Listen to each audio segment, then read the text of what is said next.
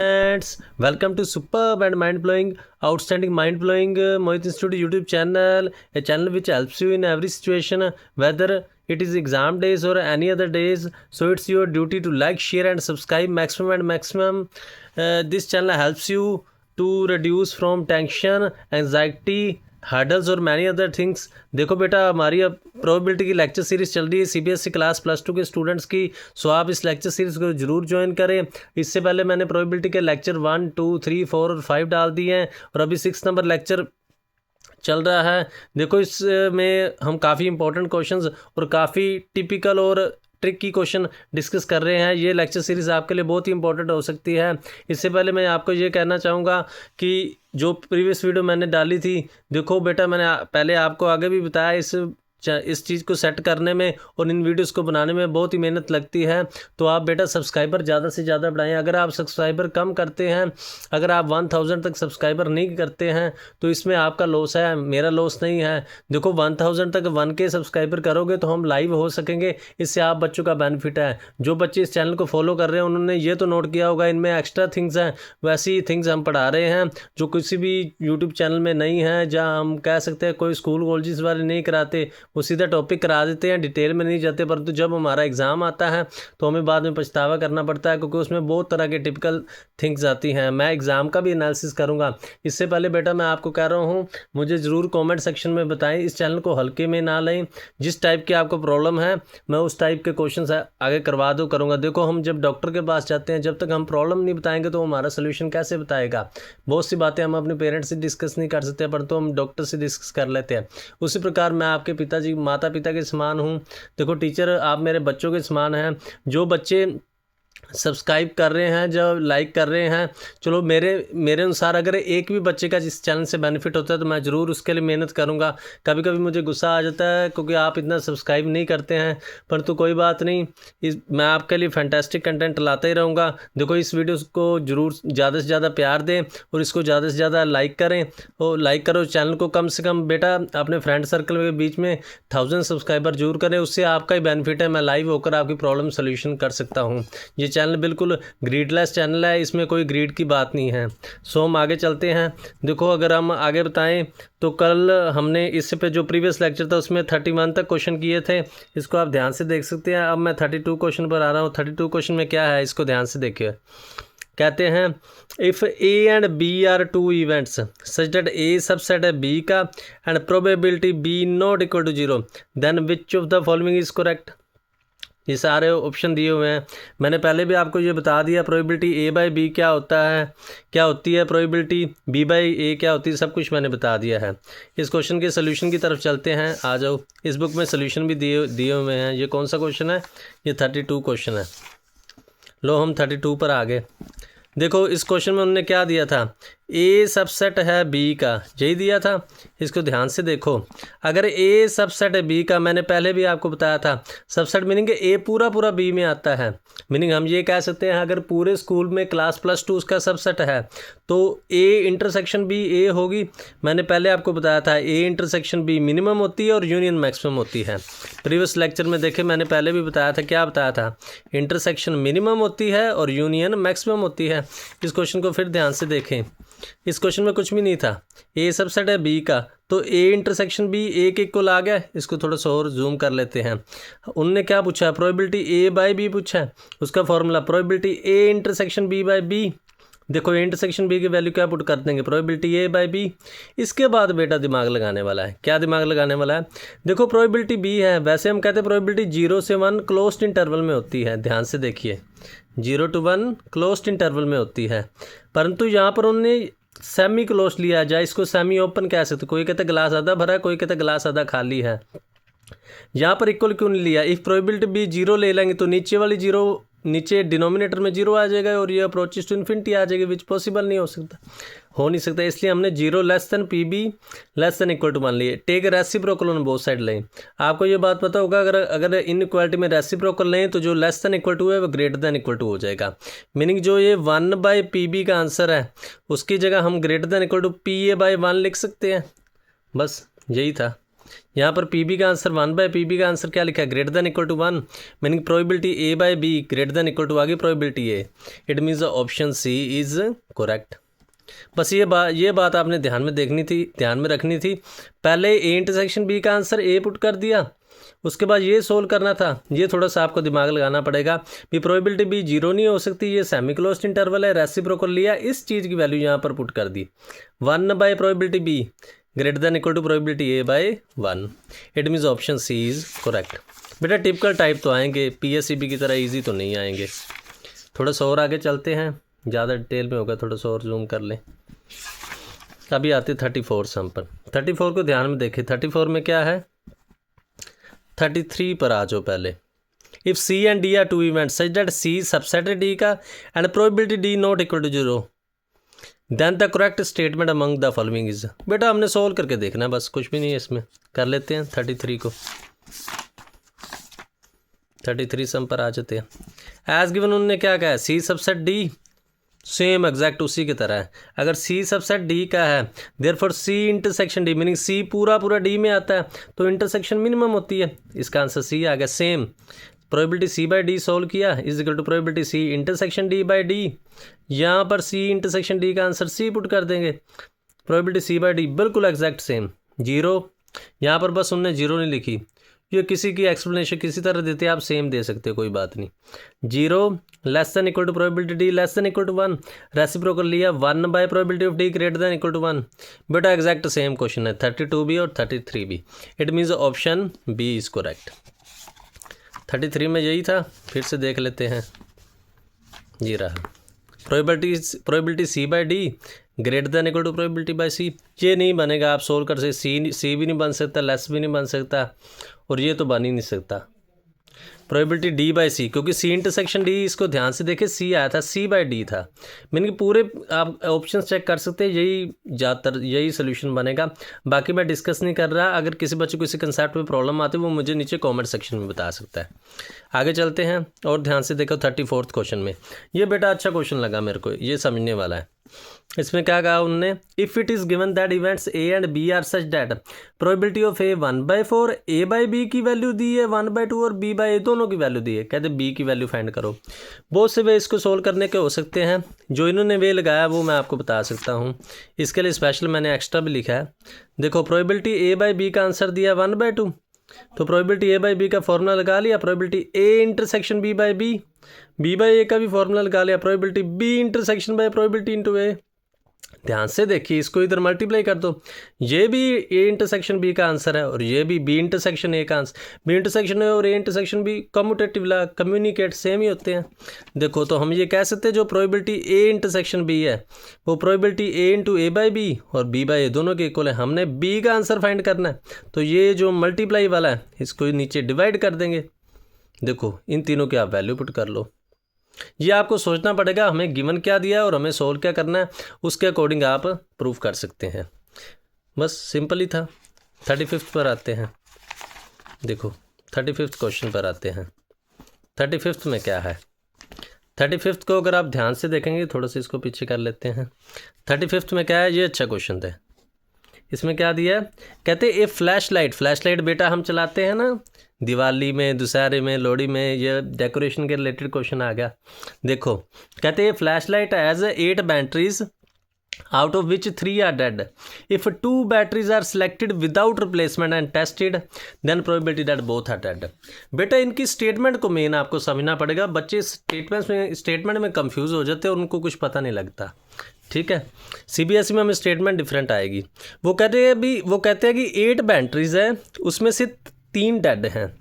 हमने 2 बैटरीज को सिलेक्ट किया विदाउट रिप्लेसमेंट का बेटा आप मीनिंग समझते हैं। विदाउट रिप्लेसमेंट मीनिंग एक सिलेक्ट की और उसको बाहर रख दिया, फिर एक सिलेक्ट की उसको बाहर रख दिया। अगर हमने एक सिलेक्ट की तो जो 8 है उसमें से कम हो जाएगी, 7 आ जाएंगी। अगर हमने फिर उसके बाद सेलेक्ट की तो 7 के बाद 6 आ जाएंगी। तो ये बेटा आपने इस बात का ज़रूर ध्यान रखना है। विदाउट रिप्लेसमेंट मीनिंग हमने एक एक करके बाहर निकाल दी। तो उन्होंने क्या कहा, दोनों डेड हों। दोनों डेड का मीनिंग क्या है, पहली की प्रोबेबिलिटी पहली भी डेड हो और दूसरी भी डेड हो। इसके सोल्यूशन पर आओ। इसके सोल्यूशन में क्या है, ये रहा। इसके सोल्यूशन में क्या है, फर्स्ट भी डेड हो और सेकंड भी डेड हो। फर्स्ट डेड किस में से होगी? 3/8 में से। ध्यान से देखो, 3 थे, 3 डेड थी, फेवर में 3, टोटल में 8। अब 2/7 आएगा, समझ गए? 3/8 इंटू 2/7, क्योंकि उन्होंने विदाउट रिप्लेसमेंट कहा है। अगर विद रिप्लेसमेंट कहा होता तो 3/8 ही आना था। ये आपको बात समझ में आनी चाहिए। 3/8 इंटू 2/7 रिक्वायर्ड प्रोबेबिलिटी आ गई। बस इजी था क्वेश्चन। उसके बाद आगे फिर आते हैं, देखो 36 पर आ जाते हैं। 36 में क्या है? ये भी अच्छा क्वेश्चन है, ध्यान से देखो। इसमें क्या है? कहते हैं box contain 3 orange balls, 3 green balls, 2 blue balls. एक बॉक्स है, एक डब्बा है, उसमें 3 ऑरेंज बाल्स हैं, 3 ग्रीन बाल्स हैं और 2 ब्लू बाल्स हैं। मीन टोटल बाल्स कितनी होगी? 3, 3, 6 और 8, 2, 8। 3 balls are drawn at random from the box without replacement. Without का मीनिंग ये मैंने आपको कहा, ये जरूर ध्यान में रखना है। 3 बाल हमने निकाली। The probability of drawing 2 green balls and 1 blue ball. समझ गए वो क्या कह रहे हैं? 2 ग्रीन हो और 1 ब्लू हो। इसको बेटा हम ऐसे थोड़ा सा कंसीडर कर सकते हैं। अगर सैम्पल स्पेस में आए, मैंने ऊपर एग्जांपल दी है। हमने क्या ना, अगर कॉइन को टॉस किया 3 टाइम तो क्या आते हैं? 8 केसेस आते हैं, 3 हेड। ये 2 हेड वाले केस हो गए, ये 1 हेड वाले केस हो गए, ये 0 हेड और 1 टेल वाला केस हो गया। समझ सकते हैं ना आप? उसके बाद इसको मैं ऐसे समझ सकते हैं, उन्होंने ये क्या कहा है? उन्होंने ये कहा है भाई हमें क्या चाहिए? 2 ग्रीन चाहिए और 1 ब्लू चाहिए। वही सेम केस, पहली 2 ग्रीन हो सकती है, तीसरी ब्लू हो सकती है। उसके बाद first blue, second green, third green. उसके बाद first green, second blue, third green. जरूरी नहीं इस हिसाब से केस बनाने हैं, आप वैसे बना सकते हैं। पहले बी तीसरे नंबर पर है, फिर बी दूसरे नंबर पर आ गया, फिर बी पहले नंबर पर आ गया। मैं तो ऐसे बनाता हूँ, पहले बी तीसरे नंबर पर है, फिर बी दूसरे नंबर पर आ गया, फिर बी पहले नंबर पर आ गया। तो देखो पहले ग्रीन को निकालने की प्रोबेबिलिटी आपने ध्यान से करनी है। ग्रीन को निकालने की प्रोबेबिलिटी क्या बनेगी? ध्यान से देखो, ग्रीन की प्रोबेबिलिटी क्या बनी? 3/8 बन गई। उसके बाद हमने क्या निकाला? उसके बाद ब्लू ग्रीन निकाला। फिर अब ग्रीन को निकालने की प्रोबेबिलिटी वो 3/7 बनेगी, नहीं 2/7 बनेगी, क्योंकि उसमें से फेवर में से भी एक कम हो गया और टोटल में से। उसके बाद ब्लू को निकालने की प्रोबेबिलिटी वो 2/6 बनेगी। अगर सेकंड केस में आती है तो सेकंड केस में ध्यान में देखो, ब्लू को निकालने की प्रोबेबिलिटी, ब्लू को कितनी बनी? ब्लू को बनी 2/8। उसके बाद ग्रीन निकालने की प्रोबेबिलिटी 3/7। उसके बाद फिर ग्रीन निकालने की प्रोबेबिलिटी 3/6, 2/6, क्योंकि एक ग्रीन हमने पहले निकाल लिया। मीनिंग फेवर में से कम होएगा, टोटल में से कम होगा। मीनिंग विदाउट रिप्लेसमेंट में आपने ये ध्यान रखना है, नीचे टोटल में से भी कम होता है, फेवर में से भी कम होता है। बस ये वैल्यूज़ है, वैल्यूज़ आप अपने आप सोल्व कर सकते हैं। मेन आपको कंसेप्ट समझाना था। मल्टीप्लाई समझ के देखो, मैंने आगे भी बताया है प्रोबेबिलिटी में क्या होता है। एंड का मीनिंग जो हमने काम इकट्ठा किया है, सभी काम कंबाइन किए हैं, उनके साथ मल्टीप्लाई लगता है। मैंने ग्रीन निकाली, ब्लू निकाली है, और ब्लू निकाली, ग्रीन निकाली, और ग्रीन निकाली, ब्लू निकाली, ग्रीन निकाली। तो और का मीनिंग होता है प्लस, एंड का मीनिंग होता है मल्टीप्लाई। फिर से आप चेक कर सकते हैं इस कंसेप्ट में। अगर किसी भी टॉपिक में या कोई छोटा सा कंसेप्ट भी आपको समझ में नहीं आता तो नीचे कमेंट सेक्शन में बता दो, मैं आपको उसका सोल्यूशन बताऊंगा। हो सकता है आपके टीचर ना बताते हो, पर मैं ज़रूर बताऊंगा। आपके लिए बेटा चैनल बनाया गया है, तो आप पूछेंगे। अगर शर्माएंगे तो इसका कोई सोल्यूशन नहीं है। मेरे को क्या पता भी आपको किस टॉपिक में या कहाँ से प्रॉब्लम है। हमको शरीर में दर्द हो रही हो, हम बताते हैं ना डॉक्टर को जाकर, डॉक्टर को कोई सपना तो आ नहीं जाता। इस तरह मैथ्स का सिस्टम है। चलो आगे चलते हैं। 36 के बाद कौन से क्वेश्चन पर चलते हैं? 37 को ध्यान से देखिए, उसमें क्या है? कहते हैं एक bag contains 5 red balls and 3 blue balls. 3 balls are drawn at random without replacement. फिर बेटा वर्ड आ गया, कौन सा आ गया? Without replacement. If exactly 2 of the 3 balls are red, find the probability that first ball is red. देखो पहचानना डिफिकल्ट है कौन से कंसेप्ट का क्वेश्चन है। इसमें उन ये बात नहीं है जो पिछले क्वेश्चन में थी। इसमें उन्होंने 2 केस दे दिए।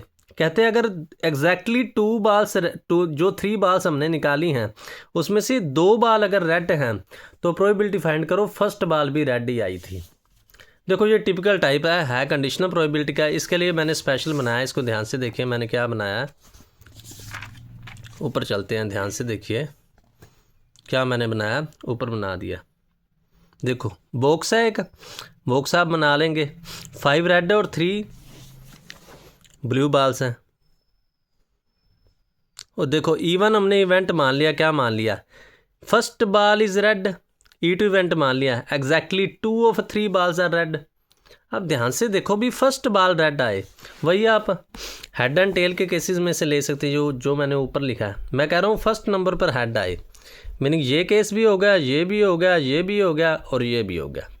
समझ सकते हो, फर्स्ट सेकंड थर्ड और फिफ्थ वाला, वही बात आप इस पर लागू कर सकते हैं। इसमें उन्होंने क्या कहा है, कहते हैं फर्स्ट रेड आए, बाकी कोई भी आ सकती हैं।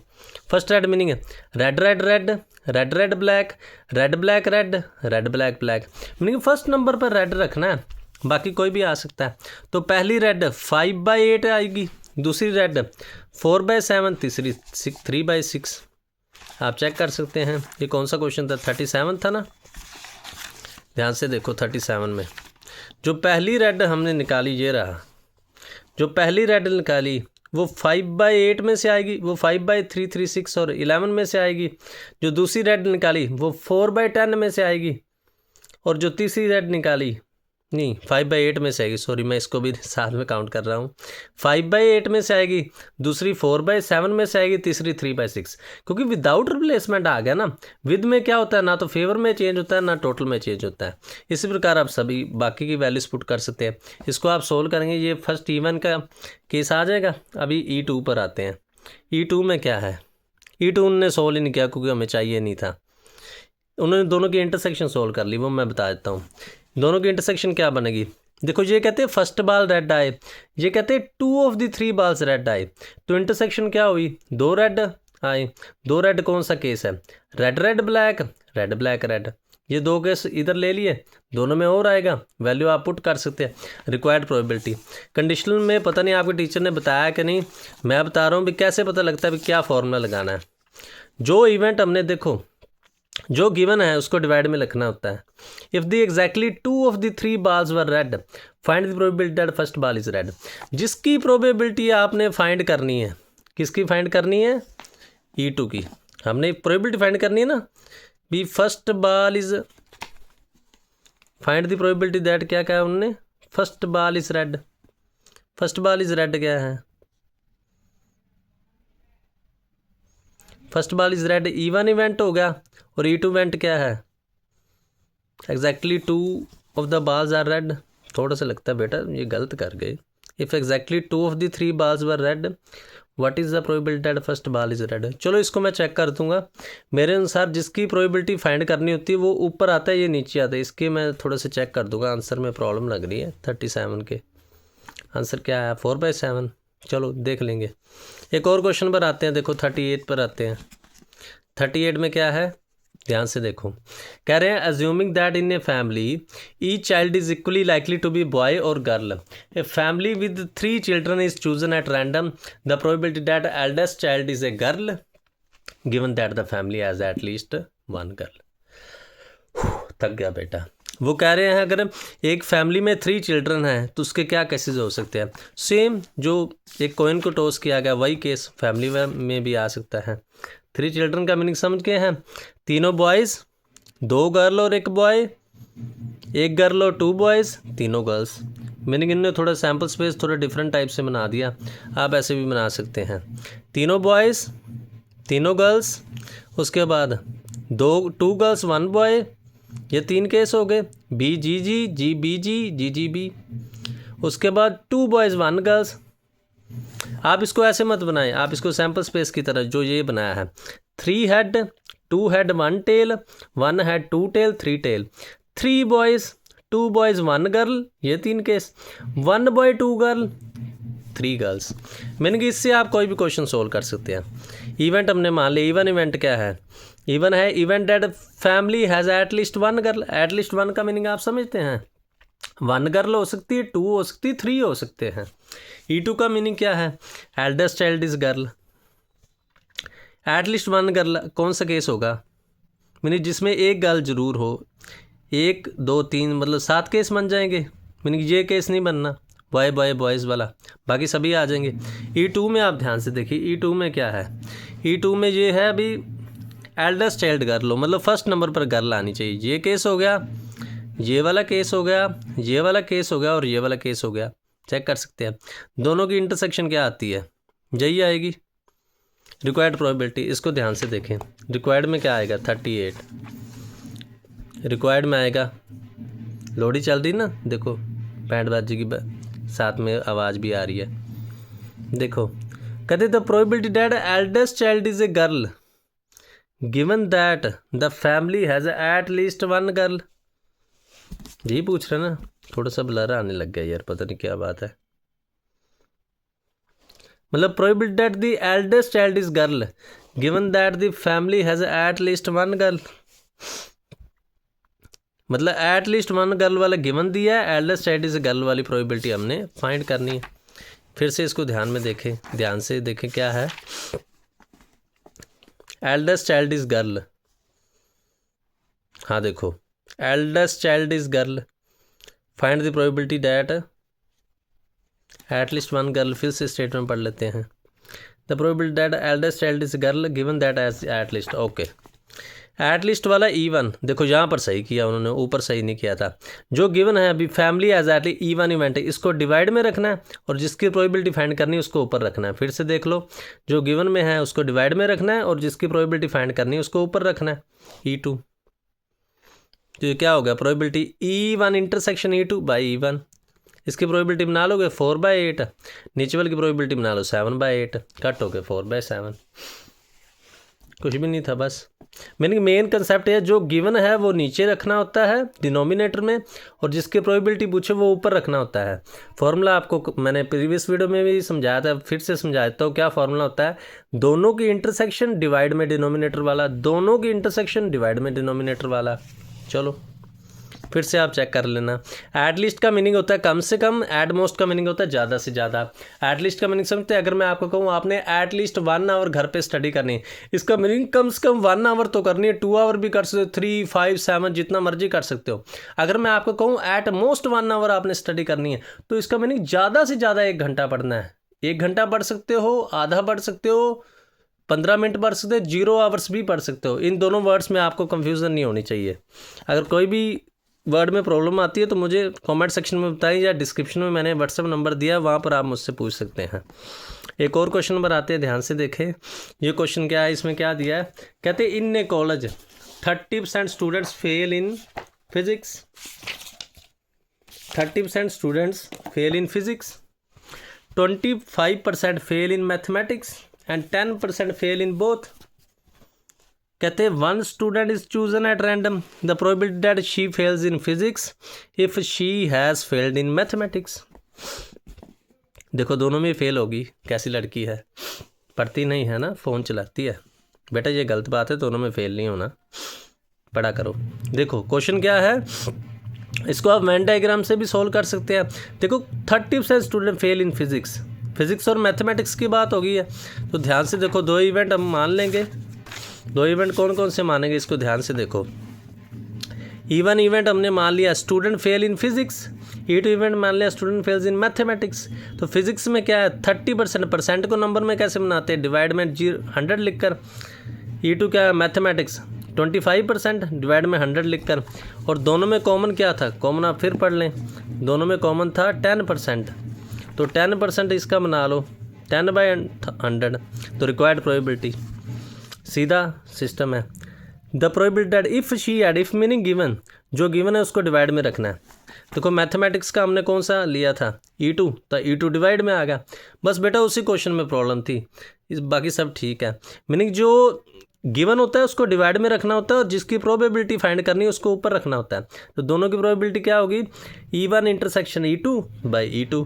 आप इसकी वैल्यू पुट कर देंगे, यहाँ पर इसकी वैल्यू पुट कर देंगे, टोटल आपका सोल्यूशन आ जाएगा। बस ध्यान से देख लो बेटा, मैं मेरे अनुसार बहुत बेसिक से करा रहा हूँ, परंतु फिर भी कई बच्चे बहुत कम पढ़े होते हैं इसलिए उनको पता नहीं लगता, तो मुझसे अलग से पूछ लें, इतना मैं कर सकता हूँ। और अपना व्हाट्सएप नंबर दे रहा हूँ, देखो इससे ज़्यादा हेल्प तो मैं नहीं कर सकता। और जो बच्चे टाइम पास ना करें, चैनल के साथ जुड़े। अभी मेरे पास टाइम है, कल को टाइम हो ना हो तो मैं आपकी बहुत हेल्प कर सकता हूँ। मैं आपके साथ पेपर भी डिस्कस करूँगा, ठीक है।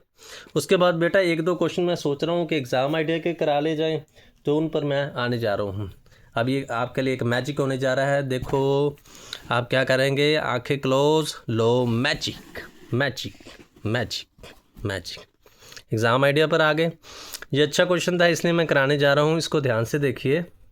क्वेश्चन क्या है, इंडिपेंडेंट इवेंट्स के बारे में आपको मैं पहले बता चुका हूँ, फिर हम दोबारा फिर करने लगे। क्वेश्चन क्या है, prove that if E and F, इसके नोट्स आप साथ के साथ साथ बनाते जाए, क्योंकि इसमें बहुत सी थिंग्स हैं जो मैं अपनी ओर से भी लिखता हूँ। ये ना सोचें कि बुक में दिया तो कोई बात नहीं, नोट्स ज़रूर बनाएं, नोट्स से आपका ही बेनिफिट है, तो नोट्स पर ज़रूर ध्यान दें।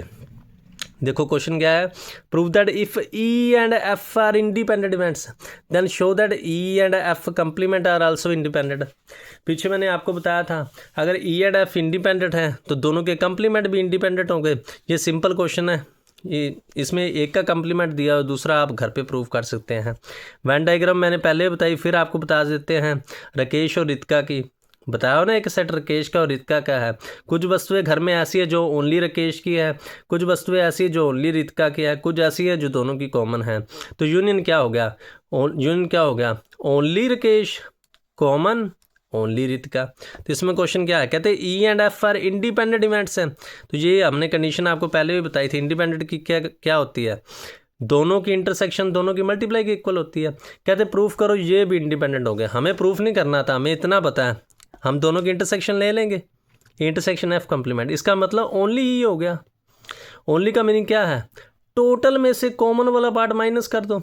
हमने जहाँ किया टोटल क्या, प्रोबेबिलिटी ऑफ ई, उसमें से कॉमन वाला पार्ट माइनस। अगर ओनली एफ कहते, एफ में से कॉमन वाला पार्ट माइनस, इसकी वैल्यू पुट कर दी जहाँ पर ई इंटू एफ। दोनों में ध्यान से देखिए, ई दोनों में कॉमन आता है, कॉमन निकाल सकते हैं। तो 1 माइनस ये क्या आ गया, एफ का कंप्लीमेंट ही तो आ गया बस। इसका मीनिंग क्या होगा, E intersection F complement start किया, दोनों की मल्टीप्लाई के इक्वल आ गया। इसका मीनिंग ये क्या है, इंडिपेंडेंट। बहुत अच्छा प्रूफ है, पेपर में आ भी सकता है, तो ज़रूर मैं कहूँगा भी आप इसको ट्राई ज़रूर करें। देखो अच्छी बुक है, मेरे को तो लगता है कई बच्चों को पता ही नहीं होगा, क्योंकि बहुत से सरकारी टीचर बस ऐसे पैसे ही लेते हैं, पढ़ा के राजी नहीं है, इतनी डिटेल में कोई नहीं जाता। आपकी किस्मत अच्छी है अगर आप इस चैनल से जुड़े हैं, तो इतनी डिटेल में और इतनी मेहनत और आप कह सकते हैं भी सिर खपाई कोई नहीं करता है, ठीक है। एक और क्वेश्चन करते हैं, उसके बाद बस करते हैं, मैं अभी थक गया यार। ये रहा क्वेश्चन, इस क्वेश्चन को ध्यान से देखिए। ये कर लेते हैं, आगे कर लेते हैं, एक और कर लेते हैं। ये एग्ज़ाम आइडिया की बुक है, इसको आप परचेज़ कर सकते हैं। मेरे पास पुराना एडिशन है, आप नया भी ले सकते हैं। तो मैं आपके बेनिफिट के लिए ज़रूर कहूँगा इस बुक को ज़रूर देखें। देखो अच्छा क्वेश्चन है, 4th ही कर लेते हैं, ऊपर वाला तो सिंपल ही है। 4th में आए, 4th में क्या है, इसको ध्यान से देखें। 4th क्वेश्चन में क्या है, 4th में क्या है, द प्रोबेबिलिटी डैट 2 स्टूडेंट्स, थोड़ा सा विजिबिलिटी में प्रॉब्लम आ रही है यार।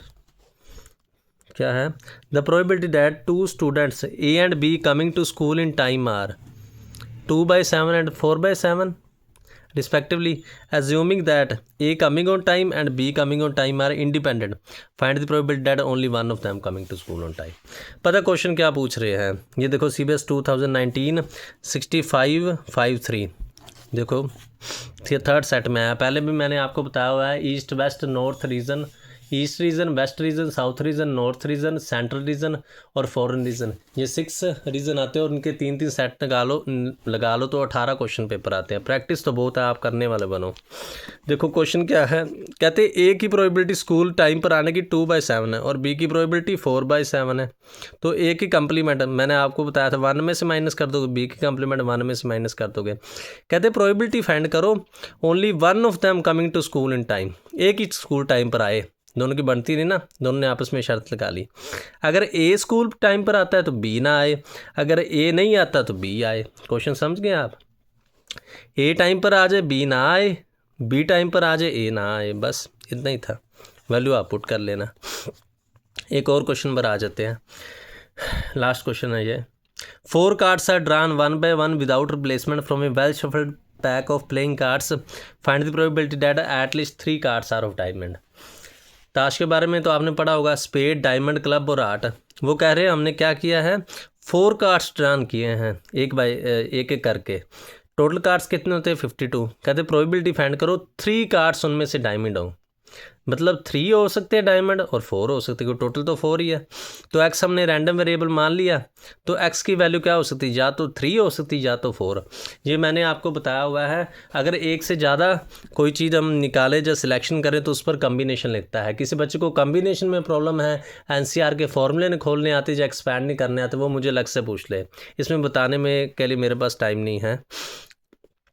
तो ध्यान से देखिए इसमें क्या है, अगर 3 डायमंड के आते हैं, 3 मीनिंग 13 में से 3 आए हैं तो पेंडिंग 39 में से आएगा, टोटल 52 में से आएंगे।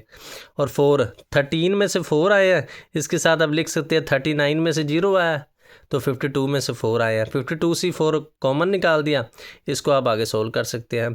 कम्बिनेशन कैसे सोल्व होगा, मैं अच्छे तरीके से अभी ऑफलाइन के स्टूडेंट्स को तो बताया हुआ है, पता नहीं आपने कैसे किया हुआ है। इसमें कोई प्रॉब्लम है तो मुझे कमेंट सेक्शन में बता दें, ठीक है। इसके बाद बेटा मैं बहुत थक गया हूँ, अभी बस करते हैं, बहुत ही मैं एनर्जी से पढ़ा रहा हूँ। अगर आप सब्सक्राइबर नहीं करते, देखो आप अगर इस चैनल को कोई बहुत से बच्चे इन्जॉयमेंट कर रहे हैं कोई बात नहीं, पर जो दूसरों को तो बेनिफिट कीजिए ना। 15 मार्च को एग्ज़ाम है तो इसके ज़्यादा से ज़्यादा सब्सक्राइबर बढ़ाए, ज़्यादा से ज़्यादा बच्चों का बेनिफिट हो जाए। अगर आप 1K सब्सक्राइबर करते हैं तो मैं लाइव होकर आपकी प्रॉब्लम सोल्व कर सकता हूँ। किसी भी यूट्यूब चैनल ने इतना आपके बारे में नहीं सोच रहा, हम सोच रहे हैं तो आपकी भी ड्यूटी बनती है। सो इसी के साथ मैं उम्मीद करता हूँ आपका जीवन का सफ़र अच्छा चलता होगा।